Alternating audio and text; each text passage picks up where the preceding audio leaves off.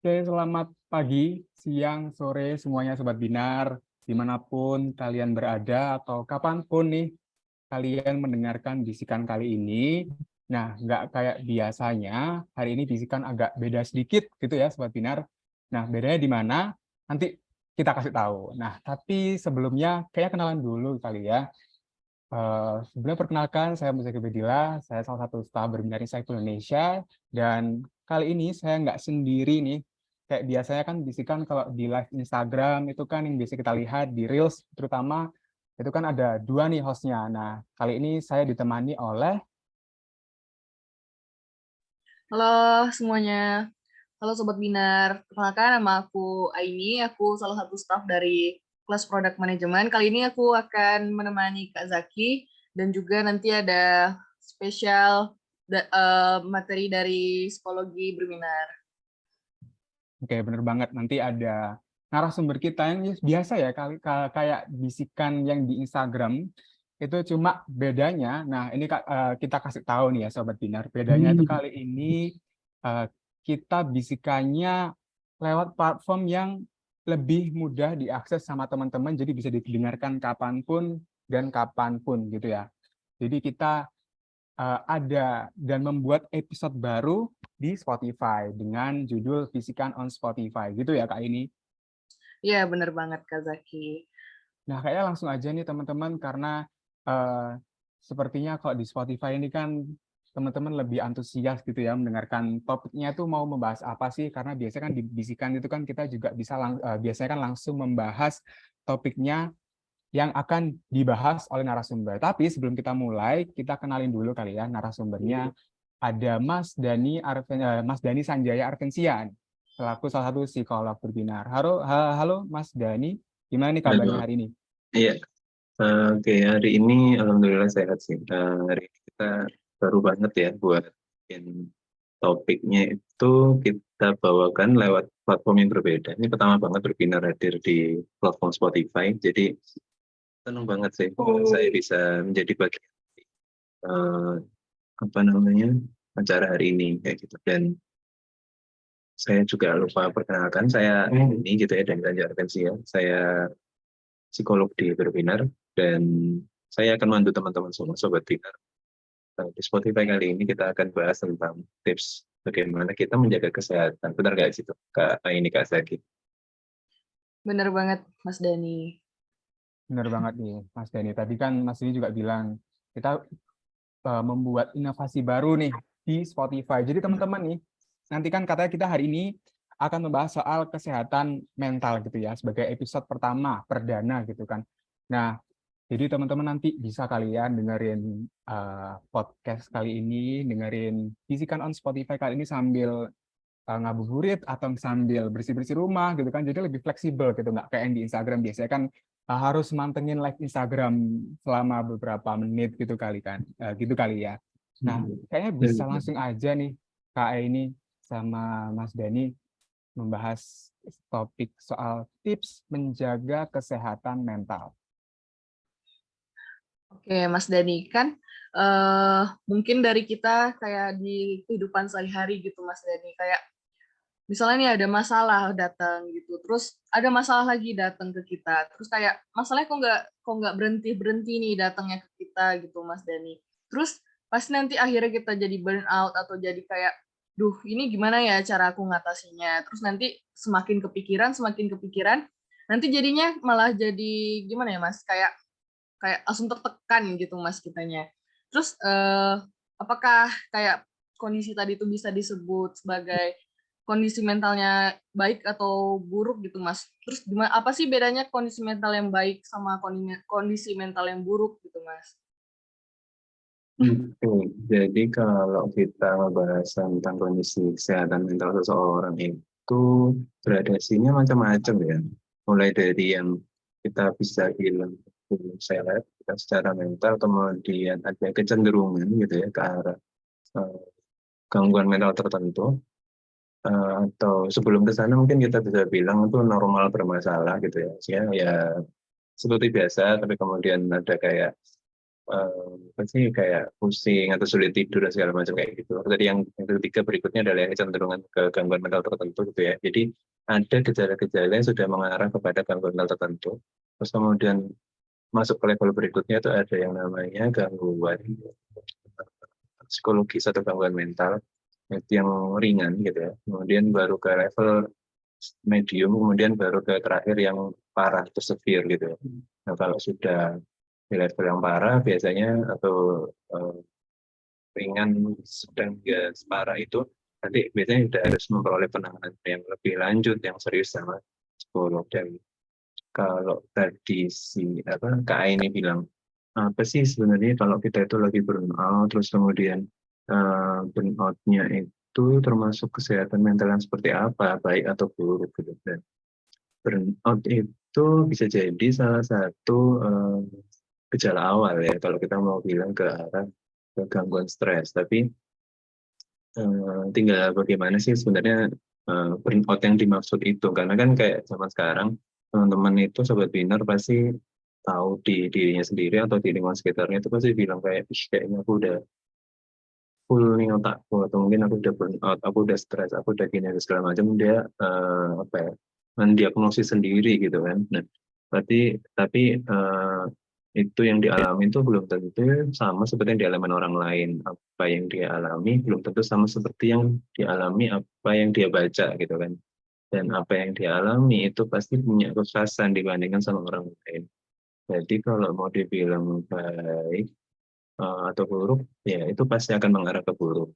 Dan kondisi yang mental yang buruk itu perlu segera diberikan penanganan supaya nggak jadi makin berlarut-larut. Nah, di sini makanya kita akan bahas gimana sih sebenarnya kesehatan mental itu bisa kita jaga dengan baik. Apalagi sekarang kan lagi puasa ya, Kak Zaki sama Kak Aini ya. Jadi penting banget sih buat kita bisa menjaga kesehatan mental supaya nggak sampai ke level yang normal bermasalah, kecenderungan atau bahkan sampai ke gangguan yang serius ya gitu.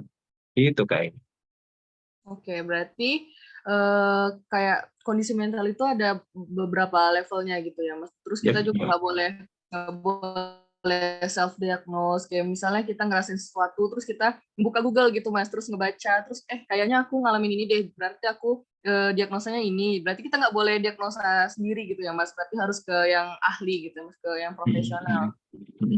Boleh sih sebenarnya, tapi ya sih tadi asalkan memang maksudnya boleh kita ngecek, tapi untuk sampai ke level diagnosa itu tuh maka yang berhak melakukannya itu adalah orang yang sudah menjalani pendidikan tertentu yang itu bisa dikatakan tadi yang profesional atau pengalaman tadi itu gitu ya. Jadi ya minimal para psikolog atau psikiater yang dia itu memang pengalaman atau sudah mengalami pendidikan di bidang kesehatan mental. Jadi dia bisa ngomong itu tuh gimana sih gitu kondisinya.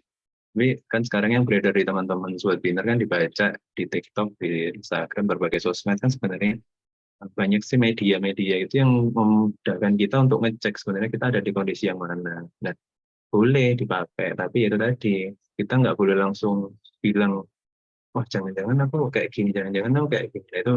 Itu yang harus dihindari.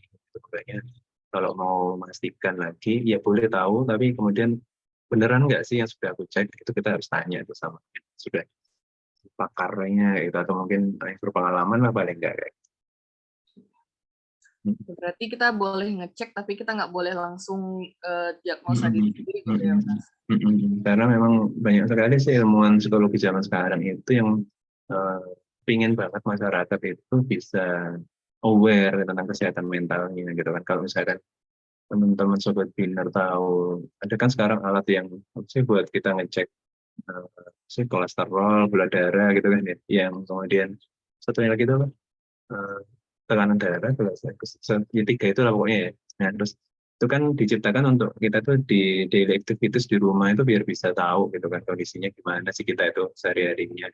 Nah, di psikologi pun juga gitu. Ada banyak sekali alat-alat tes yang itu sebenarnya di-share secara gratis dan bisa digunakan masyarakat umum untuk bisa tahu sebenarnya kondisi kita tuh kayak gimana. Cuma itu tadi kita nggak boleh langsung meyakini itu 100% karena kita perlu ngecek ke yang sudah ahli di bidangnya. Gitu. Kayaknya. Oke, Mas Dani. Selanjutnya nih, Mas, gimana sih, apa sih akibatnya kalau misalnya kita tuh nggak menjaga kesehatan mental kita, apalagi kan sekarang lagi bulan puasa gitu ya, Mas. Apa sih akibatnya kalau misalnya kita nggak ngejaga kesehatan mental kita? Yang pasti kalau kita nggak bisa menjaga kesehatan mental kita, aktivitas keseharian kita itu yang tiap hari kita lakukan, rutinitasnya itu jadi kurang optimal dikerjainnya. Jadi mungkin biasanya itu bisa apa ya, skornya bisa 90 sampai 100 karena lagi nggak bagus kesehatan mentalnya, jadi nggak sampai bisa 90 sampai 100, bisa di bawahnya atau bahkan jatuh banget di bawahnya. Jadi pengaruhnya kerasa banget harusnya kayak gitu. Tapi mungkin itu makanya tadi saya bilang bisa di bawah 90 sampai 100 atau bahkan di bawah, jatuh di bawahnya itu tergantung dari kondisi orangnya masing-masing kayak gitu. Apakah bakal segitu atau yang jatuh, itu kan kemampuan orang untuk mengelola kesehatan mentalnya itu beda-beda. Makanya itu apa ya, aku bilang penting banget sih untuk kita bisa memastikan itu. Apalagi di bulan puasa ya. Bulan puasa kan sudah energi kita itu terfokus untuk kegiatan-kegiatan yang mungkin rutin banyak gitu ya. Nah, sehingga kadang-kadang energi yang digunakan untuk menjaga mental kita itu juga kadang-kadang habis juga gitu. Makanya lebih mudah kepancing emosi kayak gitu-gitu. Jadi akhirnya kesehatan mentalnya jadi nggak bagus juga. Itu jadi penting sih, penting banget sih buat kita jaga kesehatan mental. Itu kayak. Oke, Mas Dani, tadi udah dijelasin ya, Mas. Sangat penting kita untuk menjaga kesehatan mental kita. Nah, untuk menjaga kesehatan mental kita pasti ada beberapa cara gitu, Mas, beberapa tips gitu. Nah, kira-kira apa aja sih, Mas, tipsnya agar kita bisa ngejaga kesehatan mental kita? Oke, karena kita ini lagi ngebahas topik yang sebenarnya itu sudah diposting ya sama Berbinar di akun Instagram Berbinar. Jadi teman-teman Sobat Binar boleh banget sih kalau misalkan kurang suka sama model dengar di Spotify, tapi sukanya lebih membaca. Karena ini sebenarnya sudah kita bahas banget di topik Instagram kita yang di tanggal 26 Maret itu tentang tips menjaga kesehatan mental. Nah, di situ kalau kita kulik lagi, kita bahas lagi di dalam Instagram itu gitu ya. Sebenarnya ada beberapa cara ya. Pertama itu tetap positif gitu kan kalau kata ini. Kalau kita cek di situ tuh kayak gitu. Kemudian ada memiliki rasa syukur, kemudian menjaga kesehatan fisik. Eh, itu tiga hal penting ya, 3 poin utama. Nanti akan aku jelasin lebih lanjut sih, teman. Intinya tetap positif itu ke bagaimana kita itu cara berpikir kita, cara berperilaku kita itu stay on positive way gitu ya, tetap dalam posisi yang positif. Kemudian memiliki rasa syukur itu setiap hal yang kita lalui, terus selalu kita evaluasi, terus kita maknai secara positif. Gitu. Tetap arahnya tetap ke positif juga rasa syukur itu. Dan yang terakhir itu yang menjaga kesehatan fisik itu tadi karena untuk bisa mengelola kesehatan mental itu dengan baik itu perlu energi, dan energi itu bisa kita dapat dari kita kan menjaga kesehatan fisik ya, termasuk tadi itu makan, kemudian kita olahraga yang cukup, istirahat yang cukup gitu ya. Itu penting, apalagi kayak sekarang ya di bulan puasa itu menjaga asupan gizi itu penting banget untuk memastikan kita tetap full of energy selama 1 hari puasa, karena itu nanti mempengaruhi banget ya kesehatan mental kita kalau kita nggak cukup energi kita. Itu kayak ini. Oke, Mas Dani, berarti tadi ada 3 faktor yang sangat penting gitu, agar kita bisa menjaga kesehatan mental. Yang tadi ada tetap positif, terus kita harus memiliki rasa syukur, dan terus kita harus menjaga kesehatan fisik gitu ya, Mas. Lanjut nih, Mas, kalau menurut penelitian sendiri, ada nggak sih, Mas, usia yang rentan terkena gangguan mental gitu gitu Mas. Kayak misalnya kan kalau misalnya kita lihat di sosial media sekarang ini kayak banyak nih Mas generasi milenial atau Gen Z yang mentalnya terganggu gitu Mas, entah karena keluarga mereka, entah karena teman-teman mereka gitu Mas. Apakah ada usia-usia tertentu gitu Mas yang ngerasain ini gitu? Jadi kalau kita ngomong riset, kembali lagi ke apa yang kita bahas di bisikan di Instagram, live Instagramnya di akun Instagram webinar itu kemarin aku bilang kalau kita mau baca sebuah hasil penelitian itu jangan lupa untuk melihat sebenarnya populasi penelitiannya itu atau yang diteliti itu siapa gitu kan, dan karakteristiknya seperti apa termasuk usianya. Nah, kebetulan banget yang ditampilkan di dalam konten Instagram webinar di tanggal 26 Maret itu yang kita cuplik dari riset kesehatan dasar ya, Riskesdas itu yang kemudian diikutip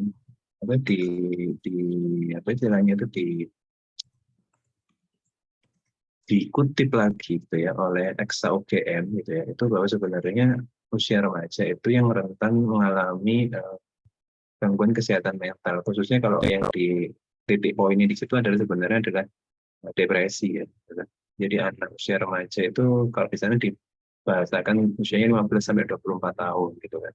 Terus itu punya kerentanan berarti memiliki kemungkinan yang paling besar buat mengalami depresi. Jadi anak-anak itu bakal seperti itu gitu kan. Dan itu berarti apa sebenarnya, kan kalau kita ngomong remaja itu kan masa-masa transisi. Jadi masa-masa transisi itu banyak sekali yang namanya pertanyaan-pertanyaan diri, kemudian banyak sekali hal-hal yang ingin diketahui, terus kemudian informasi itu masuk begitu mudahnya gitu ya ke dalam diri kita, tapi kita sendiri juga masih dalam tahapan memilah gitu kan, mana sih yang sebenarnya bagus buat kita, mana yang enggak. Nah, situasi seperti itu kan pasti sangat membutuhkan support lingkungan, kemudian kondisi fisik yang prima supaya kita itu bisa mengetahui mana sih yang bagus buat kita di masa yang akan datang. Itu kan nanti akan membentuk kita di masa dewasa kita nanti kan. Karena remaja ini kan salah satu fondasi ya buat kita mau melaju ke arah dewasa.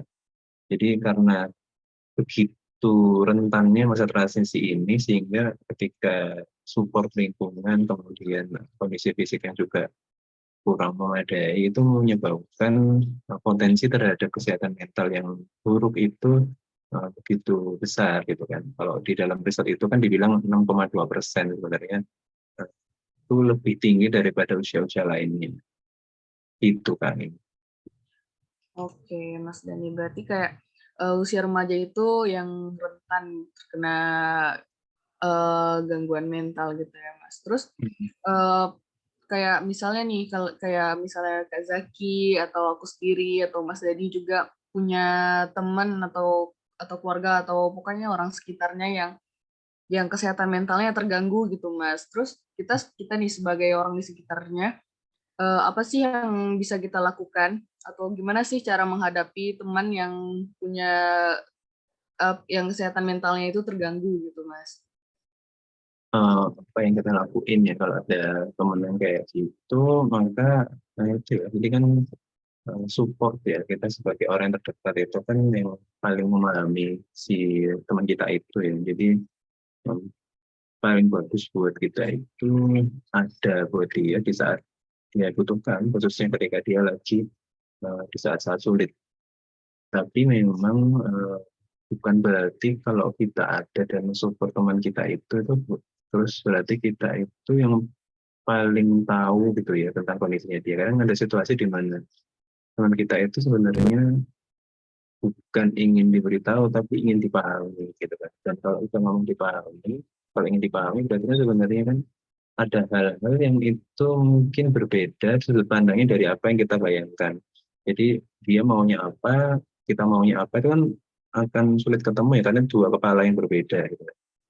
Nah, itu sih kita coba untuk pastikan yang dimau apa, yang dipikirkan apa, gitu ya. Meluangkan waktu gitu ya buat teman kita itu untuk dia bisa cerita sebenarnya apa yang dia rasakan gitu. Dan kalau kita tahu dia di posisi yang lagi butuh curhat atau butuh disupport, terus bukan berarti juga kita paksa buat dia cerita gitu. Kita paham dia perlu curhat, tapi kan untuk bercerita, untuk curhat itu kan butuh momen yang pas gitu kan.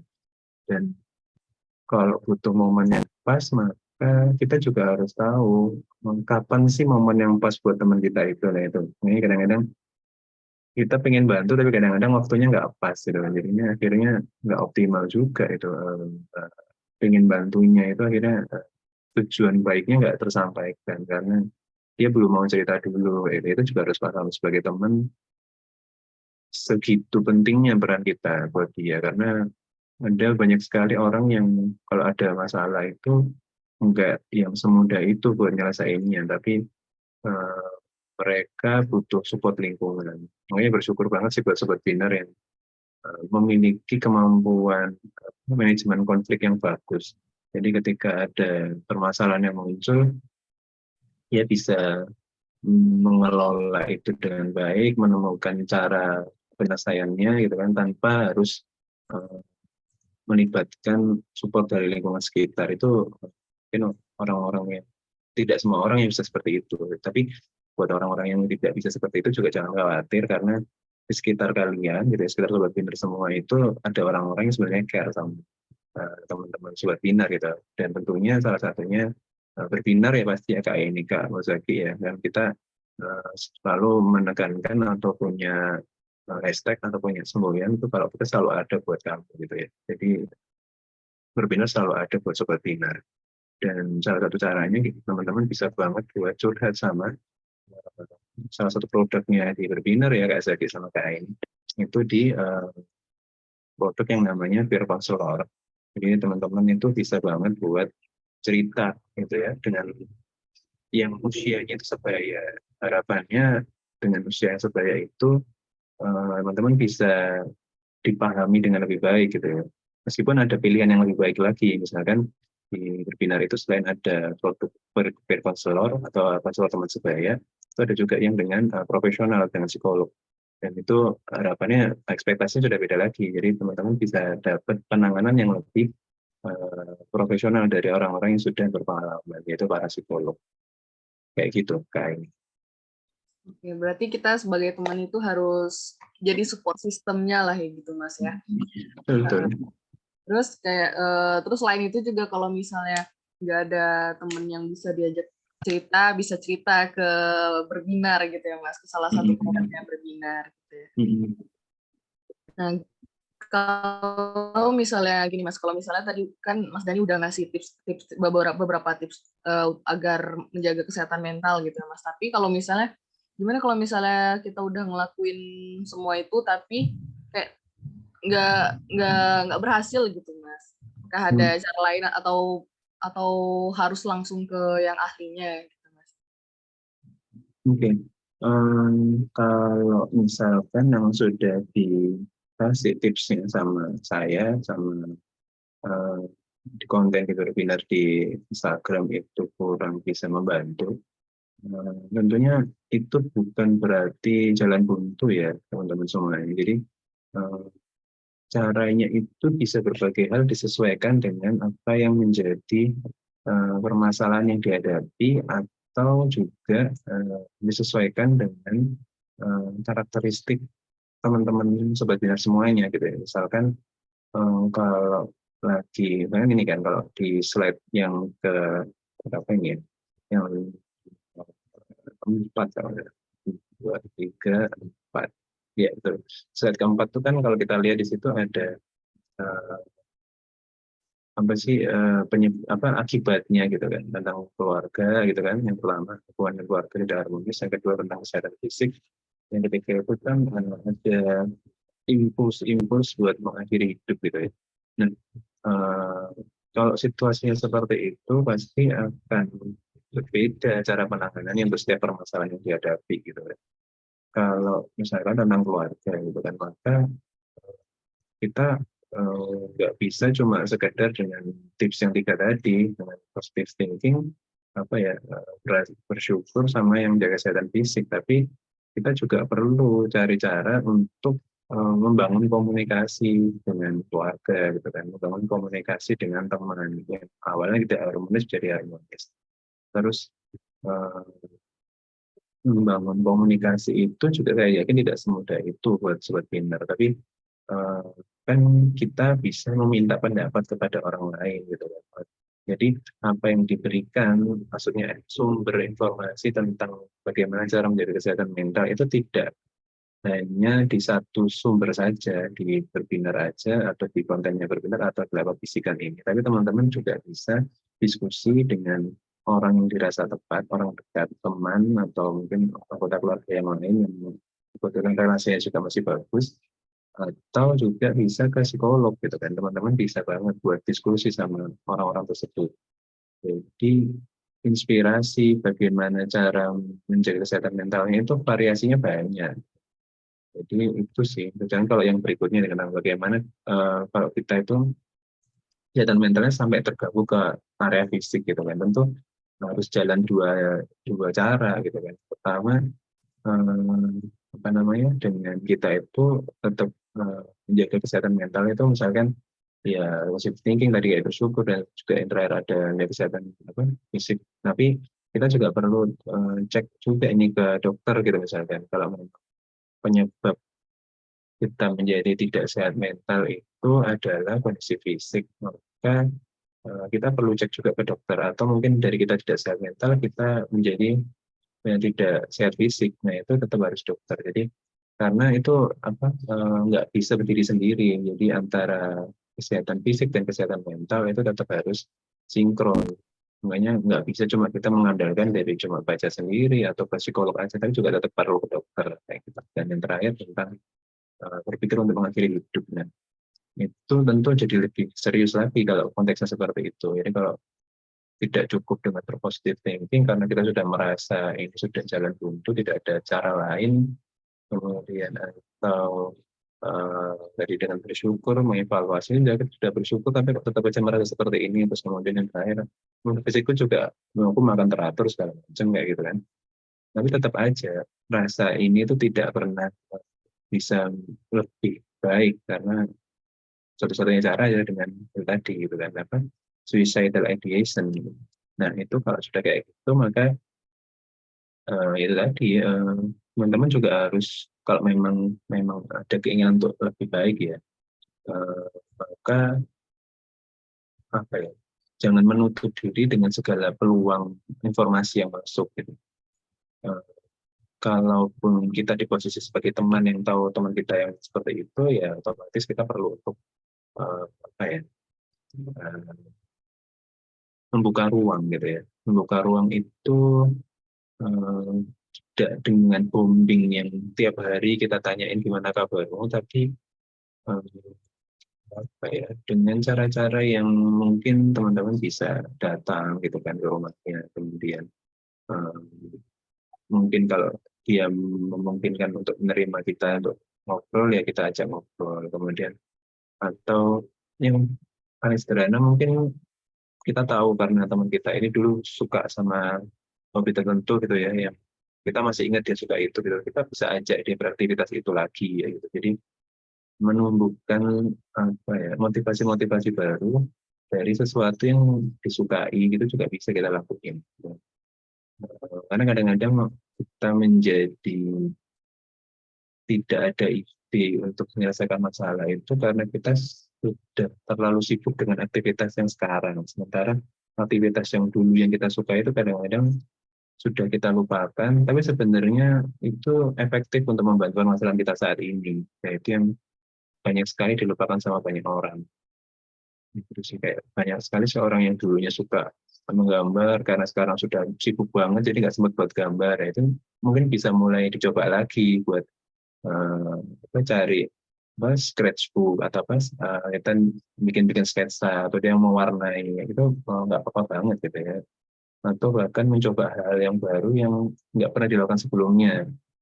Misalkan contohnya hal sederhana kayak, oh saya biasanya kalau ke kantor atau ke kampus lewat jalan A, lewatnya lewat sebelah sini. Nah, besok saya coba lewat jalan B, yang belokannya beda gitu kan. Atau saya besoknya lewat jalan B. Jadi mencoba variasi-variasi baru dari inisiatif sendiri itu juga bisa. Gitu.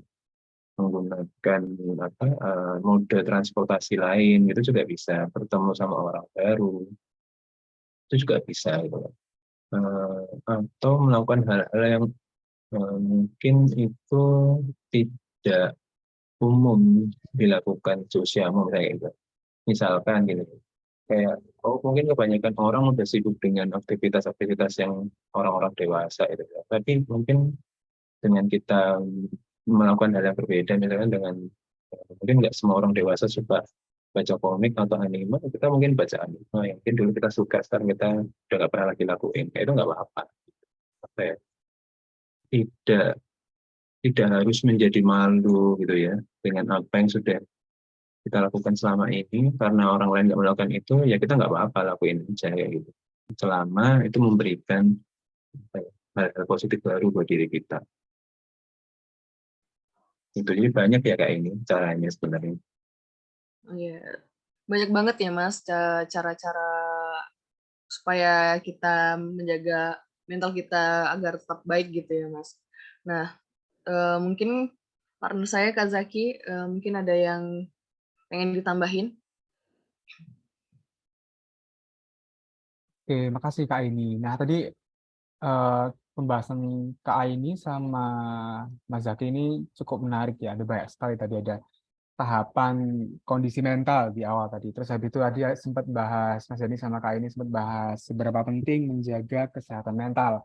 Terus ada lagi nih tadi soal tips menjaganya juga dari Mas Dani. Terus ada penelitian soal usia. Usia berapa aja sih tadi yang eh, rawan untuk terkena depresi atau mentalnya eh, enak gitu ya, apa ya, apa Betul. namanya, mentalnya bisa terganggu gitu ya Mas. Tadi kalau nggak salah usia 15 tahun sampai 21 ya Mas, atau 20 tahun? 24. 20, oh 24. Oh, ya, jadi 15 sampai 24. Wah, 24 eh, panjang juga ya Mas fasenya, berarti ya sekitar berapa tahun tadi? 9, sekitar 9 Kita tahun 9 gitu ya. tahun, ya, 9 sampai 10 Ya, tahun. ya sekitar segitu. Terus tapi terakhir juga ada yang menarik, gimana sih cara kita menolong orang lain yang kesehatan mentalnya sedang terganggu, dan itu tadi sudah terjawab sekali ya. Mungkin barangkali teman-teman sobat Binar di luar sana juga bertanya-tanya soal topik ini gitu. Nah, terakhir nih Mas, karena tadi pembahasannya juga sudah cukup jelas gitu ya Mas bagi kita semua. Ada ini nggak Mas? Apa closing statement soal topik kali ini? Oke. Kalau ini ya, jadi karena kesehatan mental itu sangat berhubungan sekali dengan kesehatan fisik.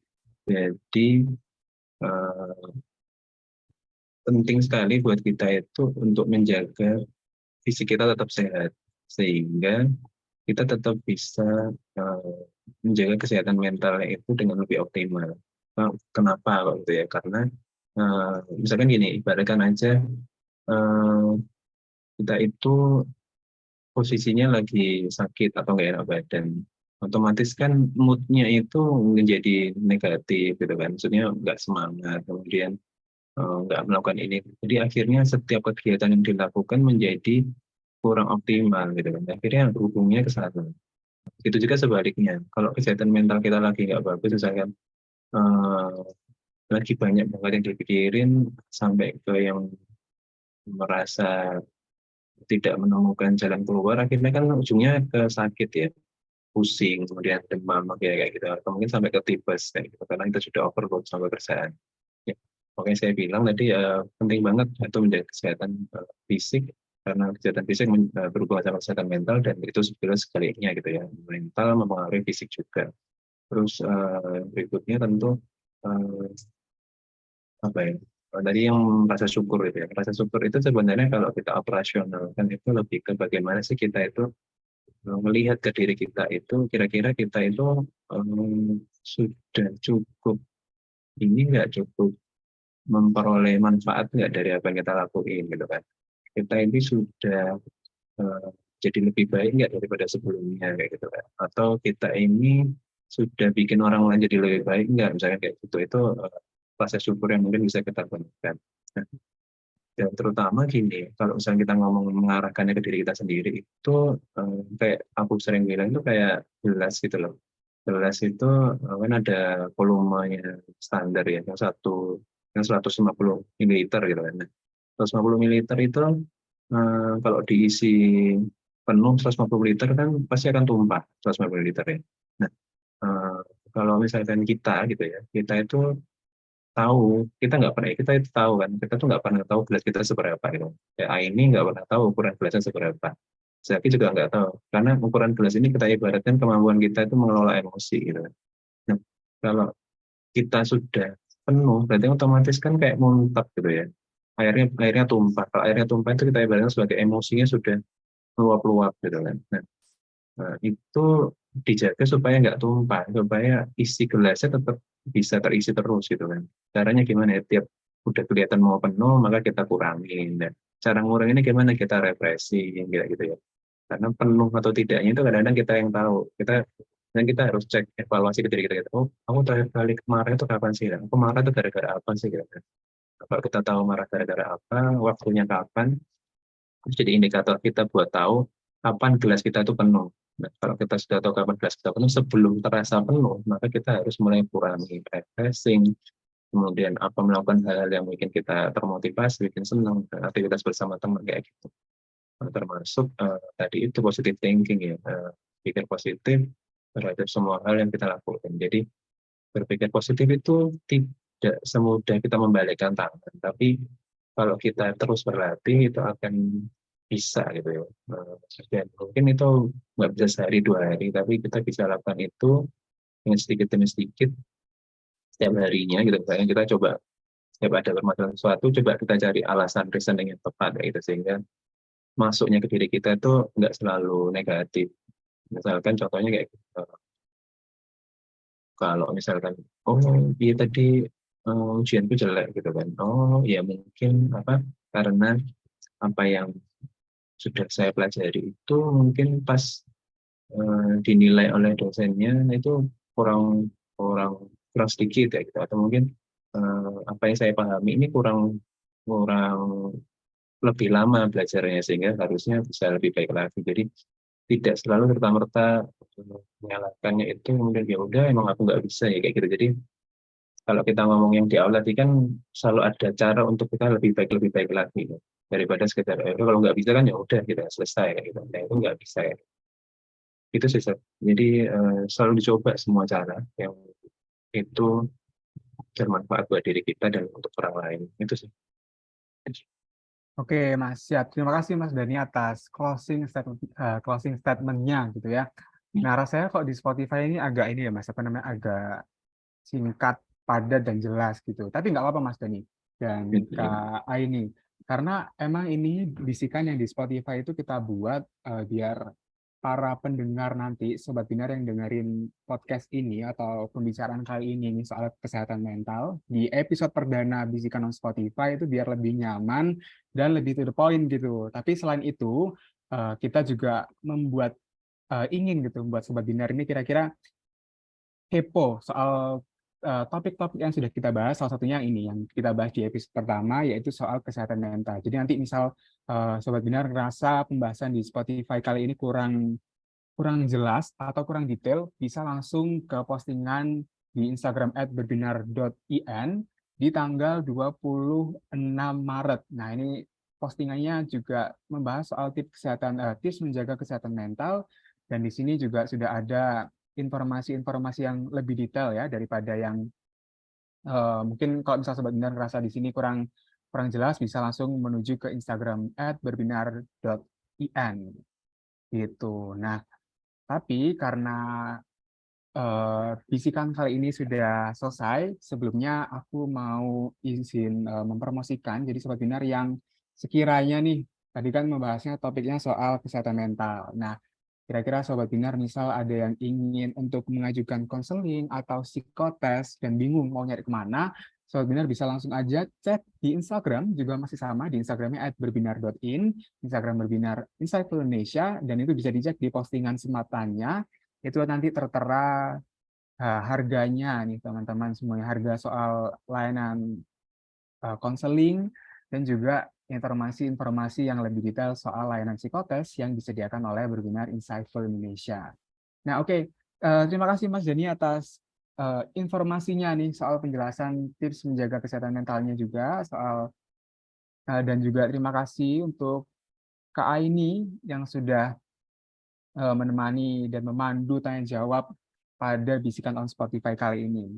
Oke, sekian episode perdana Bisikan kali ini dan sampai jumpa di lain waktu dan di lain episode. Terima kasih.